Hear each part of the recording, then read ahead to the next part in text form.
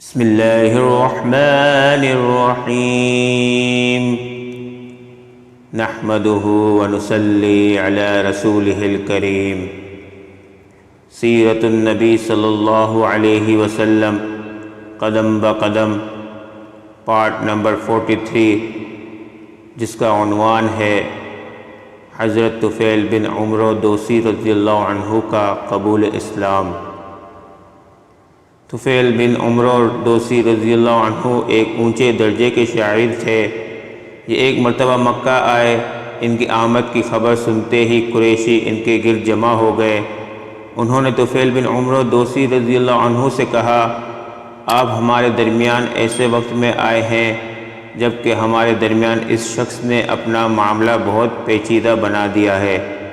اس نے ہمارا شیرازہ بکھیر کر رکھ دیا ہے، ہم میں پھوٹ ڈال دی ہے، اس کی باتوں میں جادو جیسا اثر ہے، اس نے 2 سگے بھائیوں میں پھوٹ ڈال دی ہے۔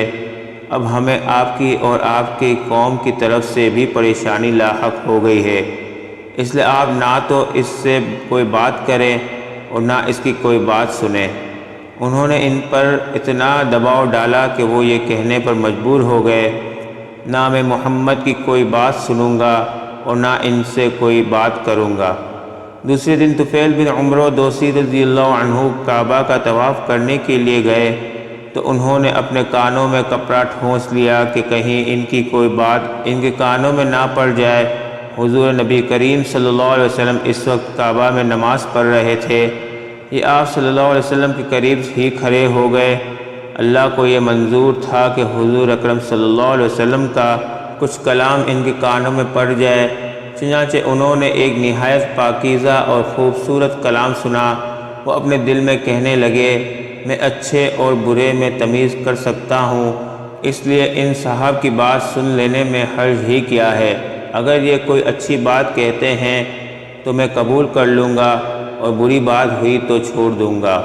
کچھ دیر بعد آن حضرت صلی اللہ علیہ وسلم نماز سے فارغ ہو کر اپنے گھر کی طرف چلے تو انہوں نے کہا، اے محمد، آپ کی قوم نے مجھ سے ایسا کہا ہے، اسی لیے میں نے آپ کی باتوں سے بچنے کے لیے کانوں میں کپڑا ٹھونس لیا تھا، مگر آپ اپنی بات میرے سامنے پیش کریں۔ یہ سن کر نبی اکرم صلی اللہ علیہ وسلم نے ان پر اسلام پیش کیا اور ان کے سامنے قرآن کریم کی تلاوت فرمائی۔ قرآن سن کر حضرت طفیل بن عمرو دوسی رضی اللہ عنہ بول اٹھے، اللہ کی قسم، میں نے اس سے اچھا کلام کبھی نہیں سنا۔ اس کے بعد انہوں نے کلمہ پڑھا اور مسلمان ہو گئے۔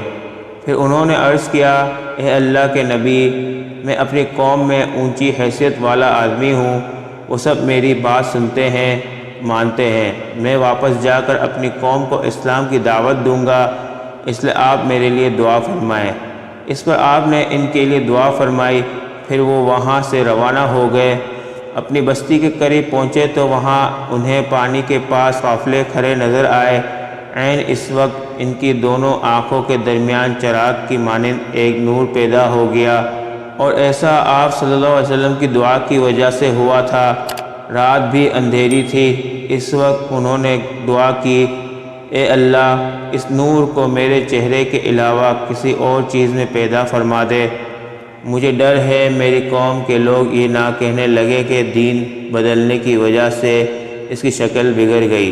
چنانچہ اسی وقت وہ نور ان کے چہرے سے ان کے کورے میں آ گیا۔ اب ان کا کورا کسی قندیل کی طرح روشن ہو گیا۔ اسی بنیاد پر حضرت طفیل بن عمرو دوسی رضی اللہ عنہ کو ذی النور کہا جانے لگا، یعنی نور والے۔ وہ گھر پہنچے تو ان کے والد ان کے پاس آئے۔ انہوں نے ان سے کہا، آپ میرے پاس نہ آئیں، اب میرا آپ سے کوئی تعلق نہیں اور نہ آپ کا مجھ سے کوئی تعلق رہ گیا ہے۔ یہ سن کر ان کے والد نے پوچھا، کیوں بیٹے، یہ کیا بات ہوئی؟ انہوں نے جواب دیا، میں مسلمان ہو گیا ہوں، میں نے محمد صلی اللہ علیہ وسلم کا دین قبول کر لیا ہے۔ یہ سنتے ہی ان کے والد بول اٹھے، بیٹے، جو تمہارا دین ہے وہی میرا دین ہے۔ تب طفیل بن عمرو دوسی رضی اللہ عنہ نے انہیں غسل کرنے اور پاک کپڑے پہننے کے لیے کہا۔ جب وہ ایسا کر چکے تو ان پر اسلام پیش کیا۔ وہ اسی وقت کلمہ پڑھ کر مسلمان ہو گئے۔